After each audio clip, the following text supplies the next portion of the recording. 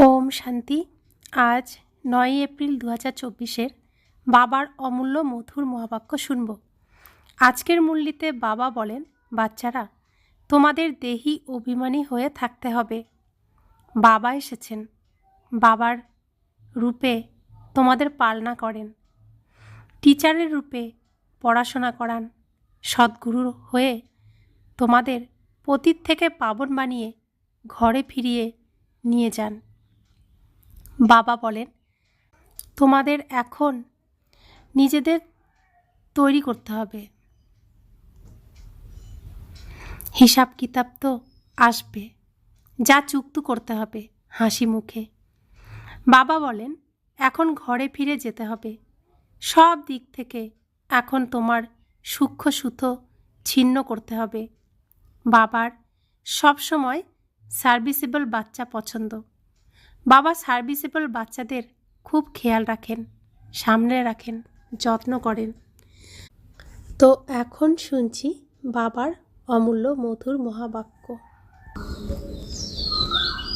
মিঠে মিঠে বাচ্চে, এখন তোমাদের সব দিক থেকে সকল তার ছিন্ন হওয়া উচিত, কেননা ঘরে ফিরে যেতে হবে।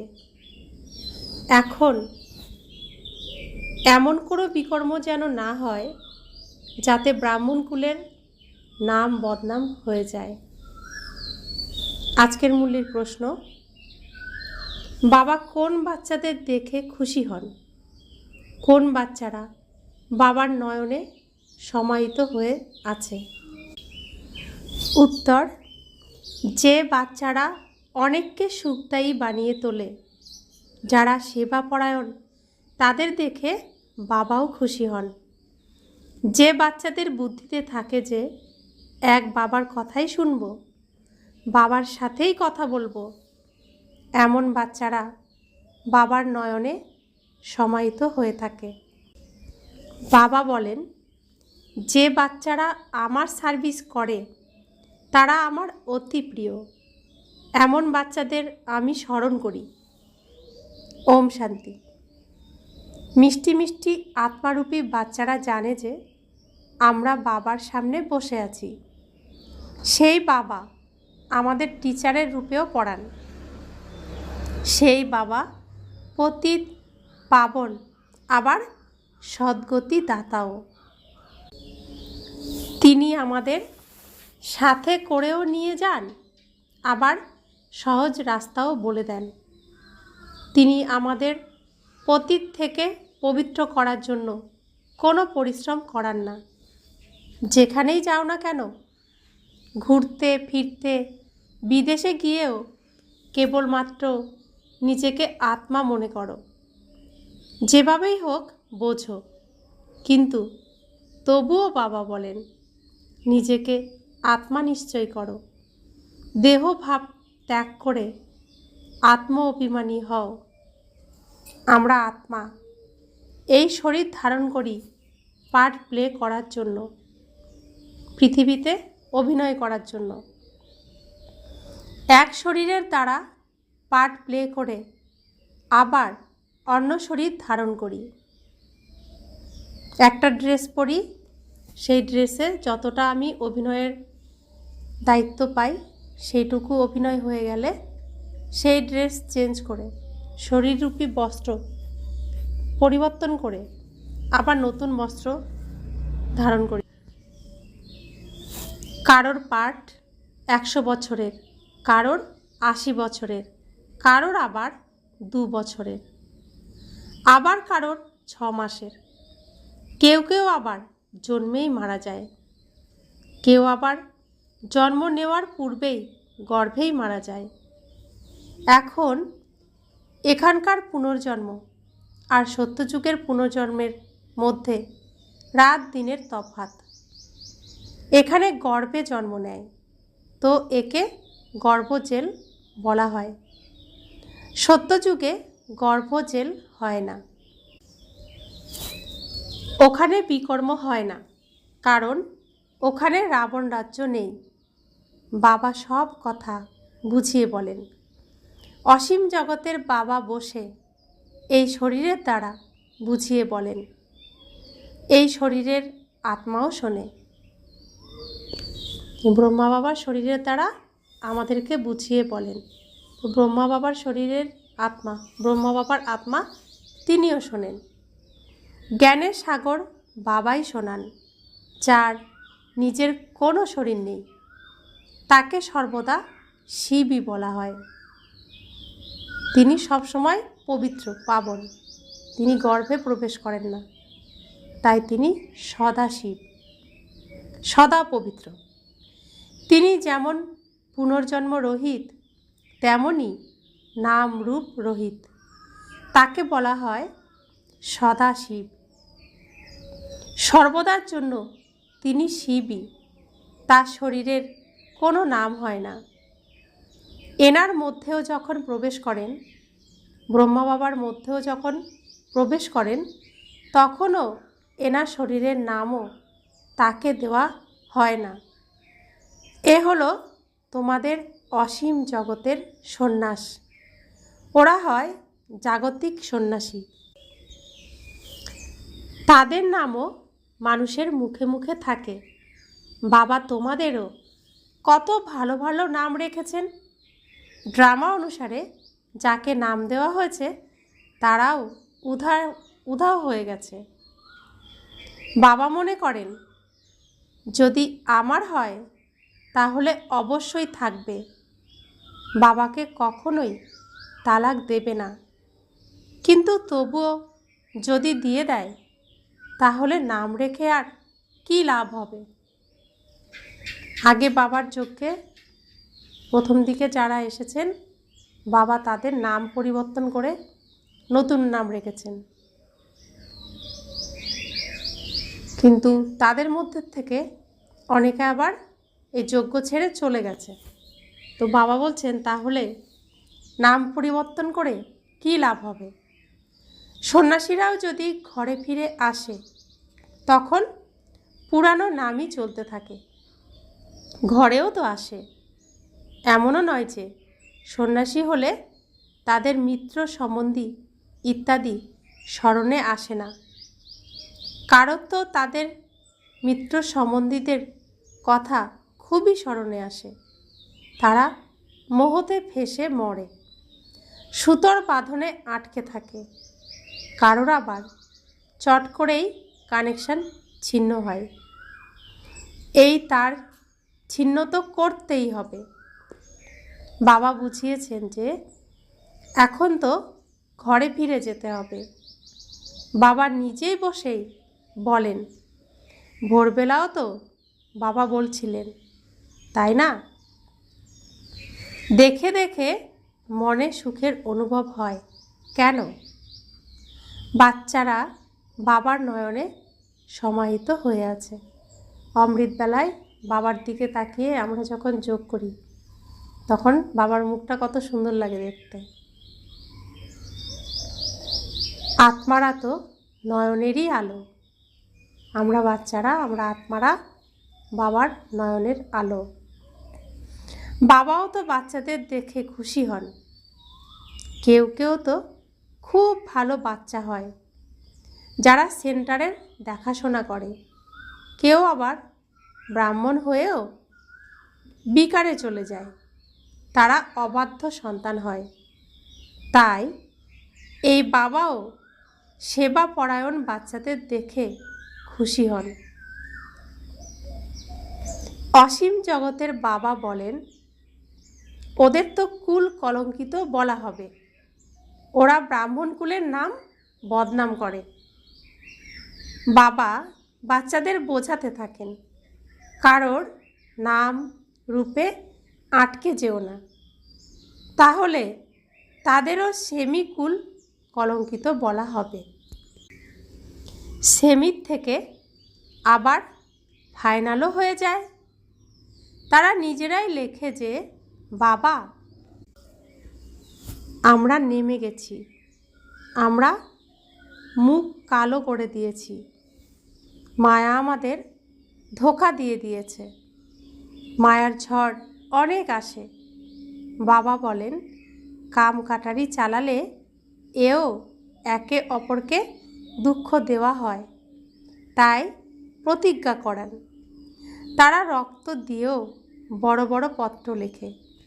অনেকে বাবাকে এত ভালোবাসে, তখন প্রতিজ্ঞা করে নিজের রক্ত দিয়ে চিঠি লেখে। আজ তারা আর নেই। যজ্ঞে যারা প্রথম দিকে এসেছিলেন তারা অনেকেই নিজের রক্ত দিয়ে বাবাকে চিঠি লিখেছিলেন, কিন্তু এখন তারা অনেকেই নেই। বাবা বলেন, ওহো মায়া, তুমি জবরদস্ত। এমন বাচ্চারা যারা রক্ত দিয়েও লিখে দিত, তুমি তাদেরও খেয়ে ফেলে থাকো। বাবা যেমন সমর্থ শক্তিশালী, মায়াও তেমনই সমর্থ।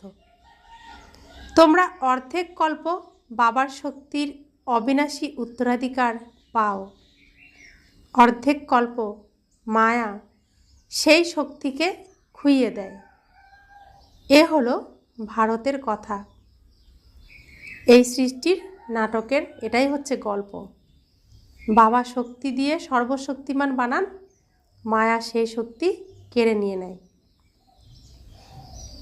দেবী দেবতা ধর্মের মানুষরাই বিত্তবান থেকে দেউলিয়া হয়ে যায়।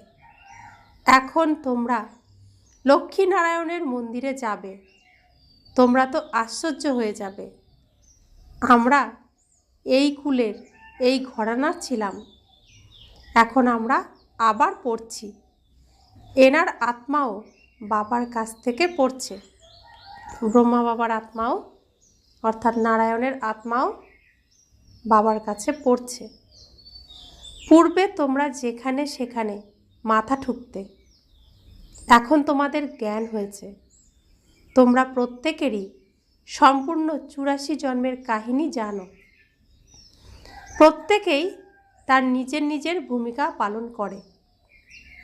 বাবা বলেন, বাচ্চারা সর্বদা খুশিতে থাকো।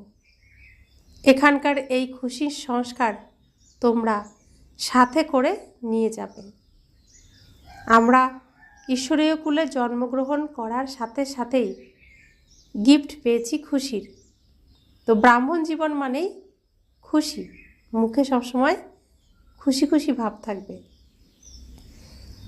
বাবা বলছেন, তোমরা জানো যে আমরা কি হই। বেহদের বাবা আমাদের এই অবিনাশী উত্তরাধিকার দিচ্ছেন, আর কেউই তা দিতে পারেন না। একজন মানুষও নেই যে জানে যে এই লক্ষ্মী নারায়ণ কোথায় গেলেন। তারা মনে করে ওনারা যেখান থেকে এসেছিলেন সেখানেই চলে গেছেন। বাবা এখন বলছেন, তোমরা বুদ্ধি দিয়ে বিচার করো। ভক্তি মার্গেও তোমরা বেদ শাস্ত্র পড়তে। এখন আমি তোমাদের জ্ঞান শোনাচ্ছি, তোমরা বিচার করো। ভক্তি সঠিক নাকি আমরা সঠিক?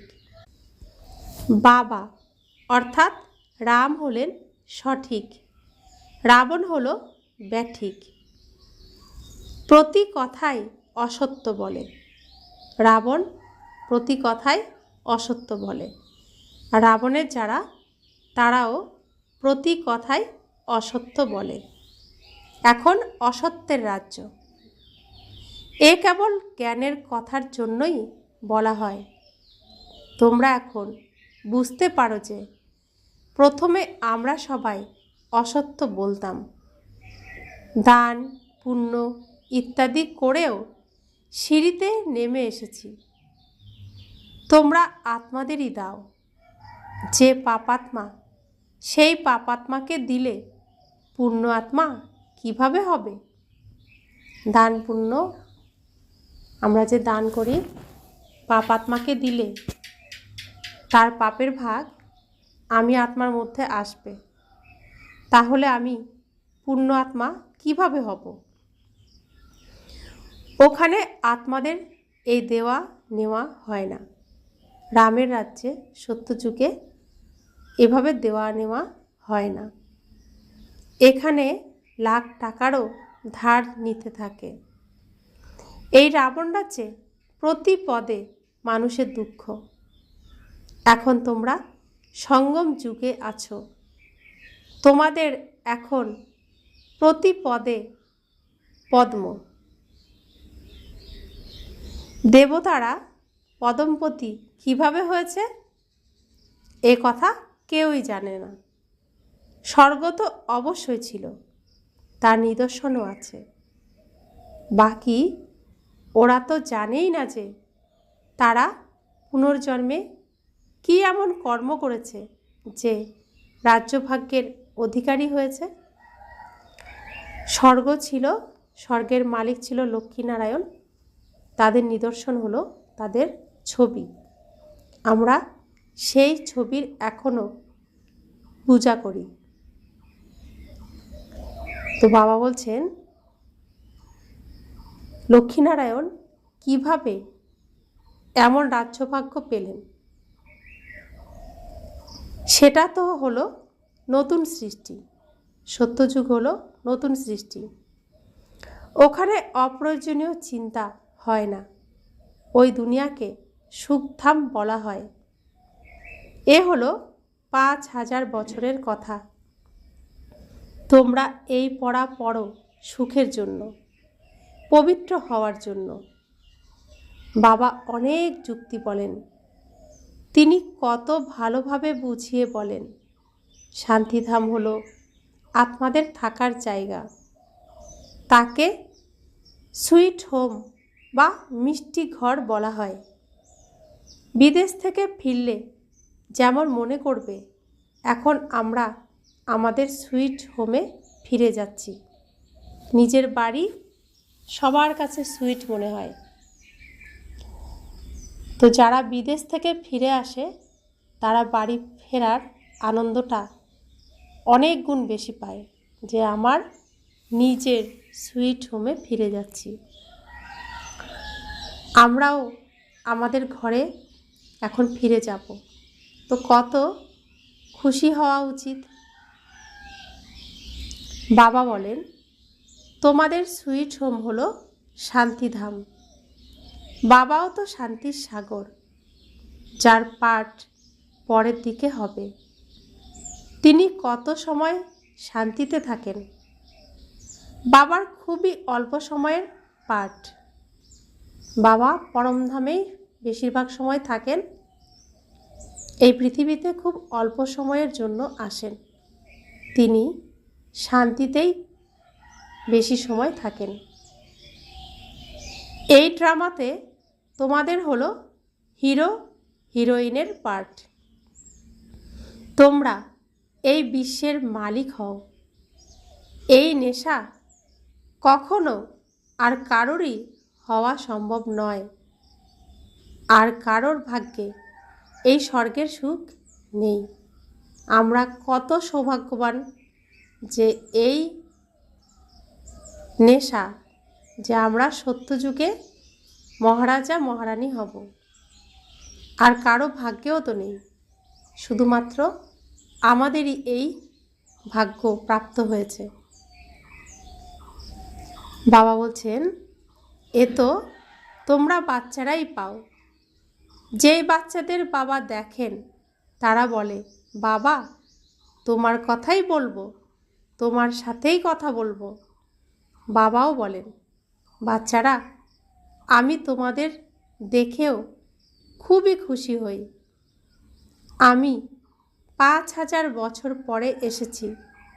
আমি বাচ্চাদের দুঃখধাম থেকে সুখধামে নিয়ে যাই। কেননা কামচিতায় বসে সকলেই জ্বলে ভস্ম হয়ে গেছে। এখন তাদের কবর থেকে বের করতে হবে। আত্মারা সবাই এখানে হাজির। তাদের পবিত্র হতে হবে। এখন পৃথিবীর এই স্টেজে, এই রঙ্গমঞ্চে সমস্ত আত্মারাই এসে গেছে। সমস্ত অভিনেতারাই এসে গেছে। ডাইরেক্টরও এসে গেছেন। তো এখন যিনি সবসময় পতিত থেকে পাবন বানানোর কাজ করছেন, যিনি সবসময় পাবন, আমাদের পিতা, পরমপিতা পরমাত্মা, তিনি এই স্টেজে এসেছেন যার যার কর্মের হিসাব নিকাশ মিটিয়ে প্রত্যেককে পবিত্র বানিয়ে নিজের সাথে ঘরে নিয়ে যাওয়ার জন্য। তো এখন পবিত্র তো প্রত্যেককেই হতে হবে, সকলকেই হতে হবে, একজনও বাদ যাবে না। সবাইকেই পবিত্র হয়ে ঘরে ফিরতে হবে। বাবা বলেন, বাচ্চারা, বুদ্ধির দ্বারা এক সদ্গুরুকে স্মরণ করো আর সবাইকেই ভুলে যাও। একের সাথেই সম্পর্ক রাখতে হবে। তোমরা বলেছিলে, তুমি এলে তুমি ছাড়া আর কেউই নয়, একমাত্র তোমার মতেই চলব, আমরা শ্রেষ্ঠ হব। এমন মহিমাও আছে যে উঁচুর থেকে উঁচু হলেন ভগবান, তার মতো উঁচুর থেকেও উঁচু। বাবা নিজেই বলেন, এই জ্ঞান যা আমি তোমাদের দিই তা প্রায় লোপ হয়ে যাবে। ভক্তিমার্গের শাস্ত্র তো পরম্পরা ধরে চলে আসছে, সেই দ্রাপর যুগ থেকে ভক্তিমার্গের শাস্ত্র চলে আসছে। এমনও বলা হয় যে রাবণও চলে আসে। তোমরা জিজ্ঞেস করো, রাবণকে তোমরা কবে থেকে জ্বালাও, কেন জ্বালাও? কেউ কিছুই জানে না। অর্থ না জানার কারণে কত আনন্দ করে পালন করে। অনেক অতিথিকে তারা ডাকে যেন তারা রাবণ জ্বালানোর উৎসব পালন করে। তোমরা বুঝতেই পারো না কবে থেকে রাবণকে বানিয়ে আসছে, দিনে দিনে আরও বড় বানাচ্ছে। তারা বলে এ পরম্পরা ধরে চলে আসছে, কিন্তু এমন তো হতেই পারে না। অবশেষে রাবণকে কতদিন পর্যন্ত জ্বালাতে থাকবে? তোমরা তো জানো যে বাকি অল্প সময় আছে, এরপর তো এর রাজ্য আর থাকবে না। বাবা বলেন যে এই রাবণ হলো সব থেকে বড় শত্রু, এর উপর বিজয় লাভ করতে হবে। মানুষের বুদ্ধিতে অনেক কথা আসে। তোমরা জানো যে এই ড্রামাতে সেকেন্ড বাই সেকেন্ড যা চলে এসেছে তা সবই নির্ধারিত আছে। তোমরা তিথি তারিখ সম্পূর্ণ হিসেব বের করতে পারো। কত ঘন্টা, কত বছর, কত মাস আমাদের এই পাঠ চলে, এই সম্পূর্ণ জ্ঞান বুদ্ধিতে থাকা উচিত। বাবা আমাদের এই কথা বুঝিয়ে বলেন। বাবা বলেন, আমি হলাম পতিত পাবন। তোমরা আমাকে ডাকো যে তুমি এসে আমাদের পবিত্র বানাও। পবিত্র দুনিয়া হলো শান্তিধাম আর সুখধাম। এখন এখানে সবাই পতিত। তোমরা সবাই বাবা বাবা বলতে থাকো, এ কথা ভুলে যেও না, তাহলে সর্বদা শিব বাবা স্মরণে আসবে। ইনি আমাদের বাবা। প্রথমে ইনি হলেন অসীম জগতের বাবা। বাবা বললে অবিনাশী উত্তরাধিকার খুশির অনুভব হয়। কেবল ভগবান বা ঈশ্বর বললে এমন ভাবনা আসবে না। ভগবান বললে, ঈশ্বর বললে তাকে পাওয়া অসম্ভব, অনেক দুষ্কর ব্যাপার। কিন্তু বাবা বললে একদম কাছে, তার কোলেই বসে আছি এমন অনুভব হয়। তোমরা সবাইকে বলো, অসীম জগতের বাবা আমাদের ব্রহ্মার দ্বারা বোঝান। ইনি হলেন ওনার রথ, ব্রহ্মা হলেন শিব বাবার রথ। তিনি ওনার দ্বারা বলেন, বাচ্চারা আমি তোমাদের এমন বানাই। আমাদের লক্ষ্মীনারায়ণ বানান। এই ব্যাচে সম্পূর্ণ জ্ঞান ভরা আছে। পরের দিকে তোমাদের এটাই স্মরণে থাকবে, শান্তিধাম আর সুখধাম। দুঃখধামকে তো তোমরা ভুলতে থাকো। তোমরা এটাও জানো যে সবাই নম্বরের ক্রম অনুসারে সবাই নিজের নিজের টাইমে আসবে। ইসলাম, বৌদ্ধ, খ্রিস্টান ইত্যাদি কত কত আত্মা রয়েছে, অনেক অনেক ভাষা। প্রথমে ছিল এক ধর্ম, এরপর কত বের হয়ে গেছে, কত লড়াই ইত্যাদি লেগেই আছে। সকলেই লড়াই করছে, কারণ সকলেই এখন অনাথ হয়ে গেছে। মাথার উপরে বাবা নেই, তাই নিজেরা ভাইরাই লড়াই করছে। বাবা এখন বলছেন, আমি তোমাদের যে রাজ্যের অধিকার দিই তা কখনোই কেউ ছিনিয়ে নিতে পারে না। বাবা স্বর্গের অবিনাশী উত্তরাধিকার দেন, যা কেউই ছিনিয়ে নিতে পারে না। এতে তোমাদের অখণ্ড, অটল, অটুট থাকতে হবে। মায়ার ঝড় অবশ্যই আসবে। যারা প্রথম দিকে থাকবে তারা সবই অনুভব করবে। এই রোগ ব্যাধি সব চিরকালের জন্য শেষ হবে। তাই কর্মের হিসাবপত্র, রোগ ব্যাধি ইত্যাদি বেশি এলে ভয় পেও না। এ সবই পরের দিকের, এরপর তা আর হবে না। এখন সবই উথলে উথলে আসবে। বৃদ্ধকেও মায়া যুবা করে দেবে। মানুষ যখন বানপ্রস্থে যায় তখন সঙ্গে কোনো ফিমেলস যায় না। সন্ন্যাসীরাও জঙ্গলে চলে যায়, সেখানেও কোনো ফিমেল থাকে না। তারা কারোর দিকেই তাকায় না, ভিক্ষা নেয় আর চলে যায়। আগে তো স্ত্রীর দিকেও তাকাতো না। তারা মনে করত তাহলে বুদ্ধি সেই দিকে আকৃষ্ট হবে। ভাই বোনের সম্পর্কেও বুদ্ধি আকৃষ্ট করে। তাই বাবা বলেন, ভাই ভাইয়ের দৃষ্টিতে দেখো। শরীরের নামের আকর্ষণও যেন না থাকে। এ হলো অনেক উঁচু লক্ষ্য। একদম উপরে শিখরে যেতে হবে। এই রাজধানী এখন স্থাপন হচ্ছে, এতে অনেক পরিশ্রম। তোমরা বলো, আমরা তো লক্ষ্মী নারায়ণ হব। বাবা বলেন, আচ্ছা ঠিক আছে, হও। আমার শ্রীমতে চলো। মায়ার ঝড় তো আসবেই। কর্মেন্দ্রিয় দিয়ে কোনো খারাপ কাজ করো না। দেউলিয়া এইভাবেই হয়। এমনও নয় যে জ্ঞানে এলো তো তারপর দেউলিয়া হয়ে গেল। এ তো চলেই আসছে। বাবা বলেন, আমি আসি তোমাদের পতিত থেকে পবিত্র করতে।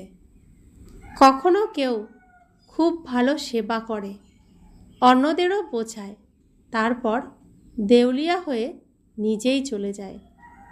মায়া খুবই জবরদস্ত। ভালো ভালো বাচ্চাদের পতন হয়। বাবা বসে বোঝান, আমার সার্ভিস যারা করে এমন বাচ্চারাই আমার প্রিয়। তারা অনেককেই সুখদায়ী করে। আমি এমন বাচ্চাদেরই স্মরণ করি। তো লৌকিক বাবা মায়ের ক্ষেত্রেও দেখা যায় যে বাচ্চা বাবা মায়ের কথা শোনে, সমস্ত আজ্ঞা পালন করে, বাবা মা যে কোনো কাজের জন্য, সমস্ত কাজের জন্য সেই বাচ্চাদেরকেই আগে ডাকে, স্মরণ করে।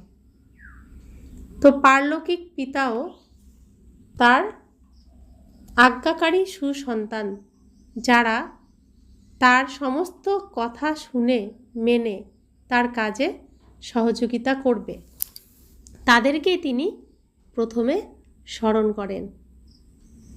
আর তাদের প্রত্যেককে তিনি খুঁজে খুঁজে বের করছেন আর তার কাছে নিয়ে আসছেন, সুশিক্ষা দিচ্ছেন, লক্ষ্মীনারায়ণ বানানোর জন্য পড়াশোনা করাচ্ছেন। अच्छा, मीठे मीठे सिखिला दे बच्चों प्रति माता पिता बाप दादा का याद प्यार और गुड मॉर्निंग। रूहानी बाप की रूहानी बच्चों को नमस्ते। हम रूहानी बच्चों की रूहानी माता पिता बाप दादा को याद प्यार गुड मॉर्निंग और नमस्ते नमस्ते नमस्ते। शुक्रिया बाबा, शुक्रिया बाबा, शुक्रिया। धारणार जन्य मुख्य सार एक, कारोर नाम रूपे मोहित हुए कुल कलंकित करबे ना। मायार प्रभावे एसे एके अपरके दुख देबे ना। बाबार थेके समर्थी शक्तिशाली हवार उत्तराधिकार निते हबे। 2, सदा खुशीते थाकार संस्कार एखान थेकेई भरपुर करते हबे। এখন পাপ আত্মাদের সঙ্গে কোনো প্রকারের দেওয়া নেওয়ার সম্পর্ক স্থাপন করবে না। রোগ ব্যাধি ইত্যাদিতে ভয় পেও না। সব হিসাবপত্র এখনই শোধ করতে হবে। বরদান, উইল পাওয়ারের দ্বারা সেকেন্ডে ব্যর্থকে ফুল স্টপ লাগানো অশরীরী ভব। সেকেন্ডে অশরীরী হওয়ার ফাউন্ডেশন হলো এই অসীম জগতের বৈরাগ্য বৃত্তি। এই বৈরাগ্য এমনই যোগ্য ধরনী যে এখানে যা কিছু রোপণ করো, যেমনই কর্ম করো, তার ফল অতি শীঘ্র বেরিয়ে আসে। তো এখন এই রকম উইল পাওয়ার হবে যে সংকল্প করলে ব্যর্থ সমাপ্ত হোক তো সেকেন্ডে সমাপ্ত হয়ে যাবে। যখন চাও, যেখানে চাও, যে স্থিতিতে চাও, সেকেন্ডে সেট করে নাও। সেবা তার দিকে যেন টানে না। সেকেন্ডে ফুল স্টপ লেগে যাবে, তবেই সহজেই অশরীরী হয়ে যাবে। স্লোগান, বাবার সমান হতে হলে যা বিগড়ে গেছে তাকে সঠিক বানাও। ওম শান্তি।